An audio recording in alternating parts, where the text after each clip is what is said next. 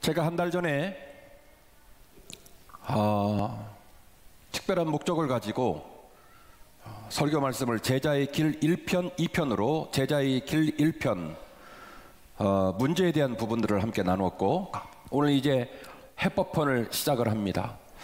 성도 여러분, 교회 안에는 손님도 있고 종교인도 있고 신자도 있고 제자도 있는데, 이 네 부류의 신자는 서로가 서로 간첩을 찾아내고 정죄하고 판단하고 그리고 그 사람에게 상처를 주라고 드린 부류는 아니에요. 오늘 이야기는 더 이상 설교를 들으며 남을 떠올리거나 다른 사람을 묵상해서는 안 됩니다. 오늘 이 네 부류의 신자에 관한 얘기는 우리 스스로에게 묻는 자문의 질문입니다. 나는 손님일까? 나는 종교인일까? 나는 신자일까? 나는 제자일까? 스스로 질문하고 스스로 고민하고, 그리고 오늘 이 해법편을 통해서 여러분들이 결단할 수만 있다면 오늘 예배는 주님이 기뻐하시는 예배가 되는 줄로 믿습니다. 우리는 죄인인지라 본인이 원하든 원치 않던 부지불식간에 손님도 될 수 있고 종교인도 될 수 있고 신자도 될 수 있고 제자도 될 수 있습니다. 그건 큰 문제가 아닙니다. 그러나 내가 종교인 되었다라는 사실을 알고도 그 사실을 두려워하고 그 사실에 저항하고 그 종교인의 신분으로부터 신자가 되고 제자가 되고 싶어하는 열망과 몸부림이 없다면 그건 가장 불행한 신자예요. 오늘 말씀을 들으며 만일 내 마음 가운데 내가 종교인이 되어져 간다든지 혹은 종교인이 아닌가라는 고민이 시작된다라고 한다면 말씀을 통해 도전을 받으시고 길을 찾으시기를 주의 이름으로 축원합니다.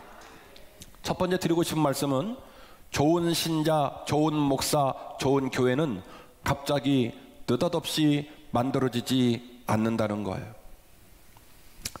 제가 오늘 여러분에게 고린도 전서 본문을 들고 설교를 합니다. 사도 바울이 복음을 증거하고 복음을 증거함으로 말미암아 교회들이 세워지게 되었죠. 우리가 아는 교회 명단이 많이 나옵니다. 그러나 그 교회들은 전부 문제를 안고 살았어요. 왜냐? 그곳에 인간이 들어있으니까, 그곳에 죄인이 들어있으니까. 죄인이 모이면 구린내를 낼 수밖에 없습니다. 죄인이 모이면 갈등할 수밖에 없습니다. 죄인이 모이면 죄를 따랐던 흔적 때문에 그 안에 상처가 있을 수밖에 없습니다. 그런데요, 소아시아에 있는 그 어떤 교회들보다도 제일 은사도 많고 돈도 많고 권력도 많고 누릴 것도 많으면서 문제도 제일 많았던 교회가 어디냐면 고린도 교회였어요. 그래서 제가 오늘 여러분에게 고린도 교회를 소개하는 거예요. 고린도 교회는 거의 2000년이 다 된 옛 이야기임에도 불구하고 고린도 교회가 겪었던 이야기는 오늘을 살아가는 우리의 이야기고 오늘을 살아가는 우리 교회들의 이야기이기도 합니다. 어쩌면 그렇게 한 교회가 그렇게 수많은 종류의 문제를 다 겪었단 말이던가 할 정도로 총망라한 문제들을 고린도 교회가 안고 있었어요. 사도 바울은 그런 고린도 교회를 염두에 두고 그 고린도 교회를 가슴에 안고 그리고 그들에게 노크하고 그들에게 비전을 제시합니다. 얼마든지 지금의 시련과 지금의 고난을 딛고 일어서 좋은 교회 될 수 있다. 좋은 신자 될 수 있다. 나도 당신들 앞에 좋은 목회자로 그 기억에 남고 좋은 목회자로 얼마든지 동역할 수 있다. 중요한 건 좋은 신자, 좋은 목회자, 좋은 교회는 하늘에서 뚝 떨어지지 않는다는 거예요. 시간이 필요하고 깊어짐이 필요하고 끝까지 그 하나님에 대한 사랑을 지키고 그 사랑을 키워나가는 수고와 애씀이 반드시 필요하더라는 것입니다. 계시록 2장 1절 이하의 말씀인데요, 에베소 교회 사자들에게 편지하라.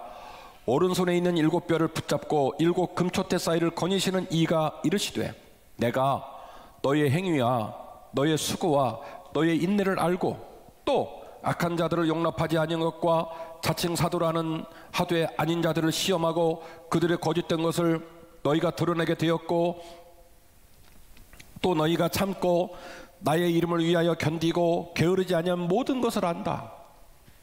여기까지는요 칭찬이에요, 격려예요, 감사해요. 얼마나 좋은지 몰라요. 악과 싸우고 교회를 세우고 믿음을 지키기에 몸부림친 거 내가 잘한다. 얼마나 소중합니까? 그런데 4절 말씀이 이렇게 기록되어 있습니다. 그러나 너를 책망할 것이 있나니 너는 너의 처음 사랑을 버렸느니라. 아멘. 네가 과거에 잘한 줄 안다. 네가 과거에 예배도 헌신도 예물도 신앙도 좋았던 줄 안다. 그런데 말이다, 가슴 아프게도 내가 지금 보는 너는 과거에 잘 나가고 과거에 헌신하고 과거에 아름다웠고 과거에 믿음이 좋았던 것은 그것은 내가 인정하겠지만 지금 너에게는 그 어떤 첫사랑도 남아있지 않다. 제가 서두에 신앙사원의 4단계가 있다고 그랬죠. 무지불식간에 자기도 모르는 순간에 뭐가 됐냐면 종교인이 된 거예요. 사랑하는 성도 여러분, 오늘 말씀은 누군가를 위한 메시지가 아니라 나를 위한 메시지입니다. 오늘 말씀은 우리가 이 땅에 천년 만년 살 것 같지만 찰나의 순간을 살아가는 우리 인생을 묵상하면서 내가 언젠가 내 생을 마치고 주님 품에 갈 텐데 제자의 신분으로, 신자의 신분으로 좀 떳떳하게 주님을 만날는지, 아니면 종교인 되어서 기독교의 문화 속에 교회를 들락달락거리고 지냈지만 조금도 주님을 향한 사랑과 주님을 향한 믿음을 남기지 않은 채 그저 세속적인 종교인이 되지 않았는지를 두려워하면서 말씀을 들으시고 그걸 극복하고 그걸 풀어낼 수 있는 해법을 마음에 간직하고 식당 가서 같이 밥 먹으면서 좋겠습니다. 자, 오늘 여러분에게 이 신앙의 문제를 풀 수 있는 해법을 2가지로 말씀을 드릴 겁니다. 몇 가지요? 2가지. 첫 번째 해법, 좋은 성도, 좋은 교회의 치료제는 사랑의 명약이 풍성한 것입니다. 할렐루야. 사랑의 명약이 필요하고 그 사랑의 명약이 풍성해야 돼요. 여러분, 병원 가서 진료를 받으시고 약을 제조받으시면 약이 항상 똑같나요? 이틀분인가요? 병증에 따라 다르죠. 개수도 다르고 기간도 다릅니다. 질병에 걸리면 질병의 재증상에 따라서 약의 양이 다르고 약을 투약하는 기간이 다릅니다. 사랑은요, 첫 번째는 사랑이 존재해야 되고요, 사랑의 명약이 존재해야 되고, 두 번째는 그 약을 얼마나 쓸 거냐, 이게 중요한데, 제가 여러분에게 드리는 말씀은 이 사랑이라는 명약은 양이 딱 정해져 있어요. 무슨 양이냐면 풍성해야 되는 거예요. 할렐루야. 풍성하단 말이 무슨 얘기죠? 차고 넘친다. 차고 넘친다. 사도 바울이 전도 여행을 떠나면서 여기저기에 복음을 증거하고 그래서 교회들이 세워지게 되었습니다.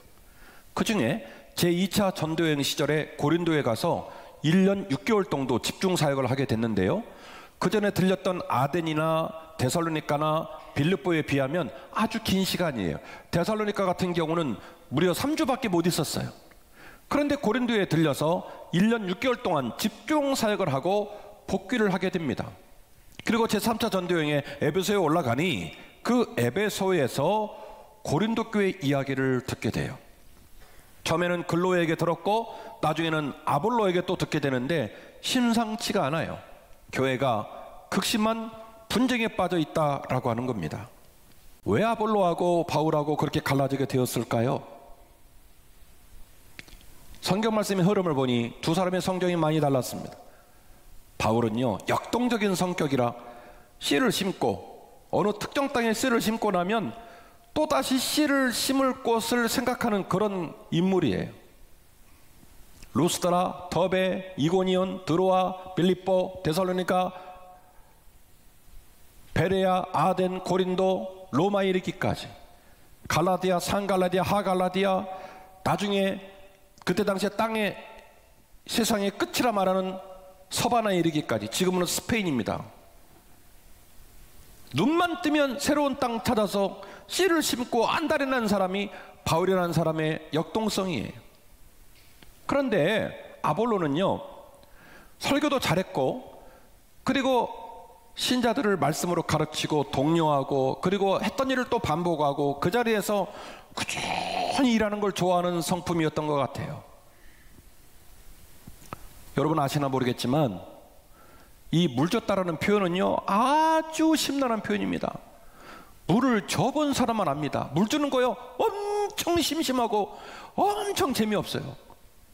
네, 쉬운 일이 아니에요. 성격이 달라요. 그래서 바울하고 아볼로하고 물하고 기름처럼 성격이 달랐던 것 같아요. 나중에 고린도 교회는 바울 스타일을 좋아하는 신자들이 모이고 아볼로 스타일을 좋아하는 신자들이 모여서 서로 분쟁을 하고 대립을 하기 시작했습니다. 어떻게 치료할지 길을 찾을 수가 없습니다. 도대체 어떻게 이것을 치료할까? 둘이 맞추려면 절대 안 맞아요. 그런데 뭘로 맞추게 됐냐면, 뭘로 붙였냐면 사랑의 강력본드로 붙인 거예요. 사랑의 따뜻함으로, 사랑의 영향력으로 붙인 거예요. 사랑하면 안 될 일이 없어요. 드디어 고린도전서를 다 끝냈어요. 16장까지를. 4개 파 이야기와 6개 분장 얘기가 1장부터 16장까지 이야기고요. 16장은 선교 헌금 얘기니까 16장을 뺀다면 15장 마지막 절만 남겠죠. 주 앞에서 견실하게 깊고 높고 풍성하게 잘 준비되어라. 왜냐하면 너희의 이 모든 수고가 절대로 헛되지 않은 줄 알기 때문이다. 하나님께서 저와 여러분을 하여금 오늘 말씀에 순종하여 하나님 사랑하겠습니다, 사랑으로 풀겠습니다, 사랑으로 붙이겠습니다, 사랑으로 뚫어내겠습니다 라고 결심한 우리의 길이 쉽진 않겠지만 수고하고 애써서 맨 마지막에 30배, 60배, 100배의 아름다운 열매를 반드시 맺게 하실 줄로 믿습니다. 두 번째 해법입니다. 두 번째 해법은 좋은 교회는 잘 기다리고 잘 양육한다는 거예요. 뭐라고요? 좋은 교회는 잘 기다리고 잘 양육하는 교회인 줄로 믿습니다. 그림을 하나 더 볼까요? 보시면 전도팀이 분리되는 이야기가 나옵니다. 원래 제1차 전도여행 시기에 바울하고 바나바하고 마가하고 전도여행을 떠났거든요. 마가를 데리고 간 이유는 바울의 생질이 누구냐면 바나바의 생질이 누구냐면 마가였기 때문입니다. 그래서 세 사람이 전도여행을 떠났는데요. 여기 이 세 번째 나오는 마가라는 분이 누구냐면 오순절 다락방에 120명이 모였던 그분들이 어디에 모였냐면 어디에 모였지요? 마가의 다락방에 모였어요. 그 마가가 이 마가예요. 자, 손들 준비하시고 여러분 댁에 다락방에 120명 들어갈 수 있는 분 손 드세요. 일부 예배도 없더라고. 우리 교회는 문제요. 120명 들어가는 집이 없더라고요. 지금도 없어요. 지금처럼 좋은 세상에도 120명이 들어가서 집회를 할 수 있는 다락방 가진 사람이 많지 않아요. 그런데 초대교회 시절에 마가의 집은 다락방에 사람이 120명이 들어갈 정도로 유복한 집 아들이었어요. 이 유복한 집 아들이 은혜를 경험하고 그리고 바울과 바나바를 쫓아서 제1차 전도여행을 떠나게 됐는데요. 전도여행을 하다가 밤빌리아에서 톡 꼈어요. 너무 힘이 들어가지고. 이 마가는 비대가 없으면 일을 못 보는 사람이에요. 그런데 재래식 똥통에 가니까 너무 충격을 받아가지고 예를 든 거예요. 그래서 이렇게 전도하는 노정이 너무 낯설고 힘이 들어가지고 말없이 도망을 왔답니다. 제2차 전도여행을 떠납니다. 바나바가 바울에게 말합니다. 바울, 지난번 전도여행 때 우리 생질이 도망가가지고 자네가 몹시 마음이 불편한 줄 알지만 어떡하겠는가, 부잣집 아들이라 그래. 그러니까 좀 이해해주고 점점 좋아질 거야. 그러니까 이번 전도여행 가는데 같이 데리고 가세. 그런 말이죠. 바울이 그렇게 해야지. 아직은 젊잖아. 그리고 당신 말한 대로 이 친구가 너무 부잣집 아들이라 경험이 부족하잖아. 그러니까 같이 데리고 가세. 이렇게 말을 했으면 좋았으려니와 어떻게 됐습니까? 둘이 심하게 다퉈요. 말도 안 되는 소리 하지 마. 그놈이 내 팀에 들어오면 내가 내 손에 장을 지질 거야. 그래가지고 팀이 갈라져요. 그래서 바울은 실라를 데리고 가고 바나바는 생기른 마가를 데리고 전도여행을 떠납니다. 더 속상한 건 바나바와 마가의 전도여행 얘기가 사도행전에 안 나와요. 당시 빅스타였던, 주목받는 리더였던 바울의 전도여행이 기록되느라 바나바하고 마가에게는 있지도 않아요. 이렇게 갈라져서 너무 속상하고 가슴 아픈 이야기를 우리가 성경을 통해 읽게 되는 겁니다. 그런데 말입니다, 디모데후서 4장 11절 말씀을 보니 이런 부분이 기록되어 있습니다. 내가 올 때 마가를 데리고 오라. 그가 나의 일에 유익하니라. 바울이 3차 전도여행을 마치고 로마로 들어갑니다. 첫 번째 로마 투옥은 가택 연금 상태였습니다. 비교적 자유롭게 움직일 수 있도록 연금된 상태로 2년을 지내게 되는데, 기소자들이 계속 기소를 진행하지 않는 문제로 제1차 투옥됐다가 풀려나게 되어지고 제2차로 다시 잡혀서 순교를 하게 됩니다. 디모데후서는 제2차로 생의 마지막 단계에 즈음하여 쓴 성경이 디모데후서입니다. 바울은 말합니다. 그동안 나에게 있었던 모든 동역자들이 각자 다 자기 갈 길로 떠나고 내 곁에 아무도 없다.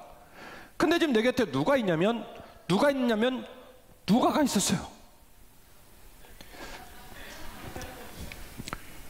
그런데 지금 이 다 떠나는 와중에 누가가 있었냐면 누가가 있었어요. 누가가 있었으니까 결국 사도행전을 기록할 수 있었죠. 사도행전은 누가가 기록됐다고 말씀드렸죠. 누가가 마지막까지 바울과 함께 있으면서 사도행전을 다 기록하게 된 거예요. 그리고 이제 오늘 본문의 말씀 보니까 누가는 그런 신학적 동반자로서 굉장히 중요한 인물로 바울 곁에 있었다 치고, 그 다음에 중요한 인물을 말하라면 영적인 아들 디모데를 말할 수 있겠죠. 그래서 디모데를 부릅니다. 관제와 같이 내가 떠날 날이 다 됐는데 내가 네 얼굴 보기를 원한다. 그런데 말이죠, 디모데를 부르면서 누구를 청하냐면 아이러니하게도 마가를 데려오라는 거예요. 시간적으로는 12년 정도 후입니다.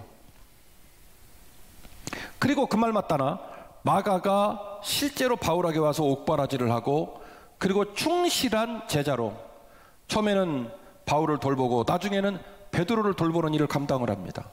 멋있죠. 그러니까 12년 기간 동안에 그렇게 서로 친하고 신뢰하고 사랑하는 관계였던 바나바와 바울을 찢어지게 했던 장본인인 마가가 12년이 지나고 나니까 점점 깊어지고 점점 멋있어진 거예요. 그리고 속이 그냥 널었지 못해서 마가를 감당 못하고 마가 때문에 분을 냈던 사도 바울도 12년만큼 더 무르익고 깊어져서 충분히 마가를 끌어안고 섬길 수 있는 그런 리더가 된 거예요. 사랑하는 성도 여러분, 좋은 교회는 잘 기다리는 교회, 좋은 교회는 잘 양육하는 교회인 줄로 믿습니다. 할렐루야, 할렐루야. 교회는요 너른 가슴이어야 돼요. 교회는요 깊어야 돼요. 그래서 어떤 사람이라도 품을 수 있어야 돼요. 그리고 시간이 가면서 점점점 깊어지고 점점점 높아지고 점점점 성숙해져서 하나님이 기뻐하는 그리스도의 장성한 분량까지 이르르면 되는 거예요. 그래서 좋은 교회는요 잘 기다리는 교회예요. 그래서 좋은 교회는요 그가 무엇을 버리고 어떻게 서야 할지 잘 가르쳐주는 교회가 진짜 좋은 교회예요. 오늘 설교 끝났시오. 해법 두 가지 말씀드렸죠. 첫 번째 해법은 뭐라고 했습니까? 무슨 명약이 필요하다? 오직 사랑의 명약이 필요하다. 분량은요 2주분? 3주분? 분량은요 풍성한 사랑의 명약이 필요한 줄로 믿습니다. 두 번째, 좋은 교회는 잘 기다리고 잘 양육합니다. 잘 기다리고 잘 양육합니다. 그러면 서툴르고 부족하고 힘이 들어도 좋은 신자, 좋은 제자로 달아나는 거예요. 마가가 12년 후에 그렇게 멋진 제자가 될 거라고 누가 알았습니까? 바울이 12년 후에 그렇게 싫어했던 마가를 가슴에 끌어안고 나 죽기 전에 꼭 한번 얼굴 보고 싶다고 그렇게 애틋하게 마가를 찾을 거라고 누가 알았습니까? 담임 목사도 깊어지고 장로님도 깊어지고 아멘 하세요. 권사님도 깊어지고 우리의 속사람이 밴댕이 소갈딱지 볼펜 대롱석이어도 나중에는 넓은 바다처럼 넓어져서 모든 사람을 끌어안고 모든 사람을 섬길 수 있는 그런 멋지고 거룩한 한빛교회가 되기를 주의 이름으로 축원합니다. 히브리서 5장 12절 말씀이에요. 때가 오래되었으므로 너희가 마땅히 선생이 되었을 터인데 너희가 다시 하나님 말씀의 초보에 대하여 누구에게서 가르침을 받아야 할 처지이니 단단한 음식은 못 먹고 젖이나 먹어야 할 자가 되었도다. 이는 젖을 먹는 자마다 어린아이이니 의의 말씀을 경험하지 못한 자요 단단한 음식은 장성한 자의 것이니 그들은 지각을 사용함으로 연단을 받아 선악을 분별하는 자들이니라. 아멘. 신학자들 사이에 히브리서가 바울의 책이냐 아니냐 갑론을박을 하는 몇 가지 이유 중에 하나예요. 왜냐? 고린도전서 2장 3장 말씀을 읽어보면 내가 너희에게 젖으로 먹였다라는 표현이 나와요. 너희들이 아직은 딱딱한 음식을 먹을 수 없어서 내가 너희들을 뭘로 먹였다고요? 부드러운 젖으로 먹였다 라는 표현이 나옵니다. 그리고 이제 히브리 본문은 말합니다. 너희들이 옛날에는 젖을 먹었고 우유를 먹었을지 모르겠지만 이제는 단단한 음식도 먹을 줄 아는 좀 장성한 어른이 되었으면 얼마나 좋겠느냐. 할렐루야. 단단한 음식은 장성한 사람들의 몫이니 그들은 지각을 사용함으로 연단을 받아 선악을 분별하는 자들이니라. 할렐루야. 저와 여러분의 신앙이 더 깊어지고 더 높아지고 더 풍성해져서 우유도 맛있게 먹을 줄 알고 단단한 음식도 맛있게 먹을 줄 아는 그런 멋진 그리스도의 제자가 되기를 원합니다. 교회 내부의 신자가 있다고 말씀을 드렸죠? 손님은요 무조건 많아야 좋아요. 우리 교회 구경하러 오고 간보러 오고 더 깊이 때문에 오고 한빛교회 어떤지 가보자 그런 신자가 그런 손님이 많을수록 좋아요. 손님이 점점 많아지기를 원합니다. 종교인 좋은 거 아니에요. 그러나 부끄러운 거 아닙니다. 그리고 종교인 되었다고 뭐라고 하지 마세요. 우리는 세상에 길에 있는 사람 전도해야 할 사람들입니다. 우리 품에 있으면서 종교인 된 거 참 가슴 아픈 일이죠. 속상한 일이죠.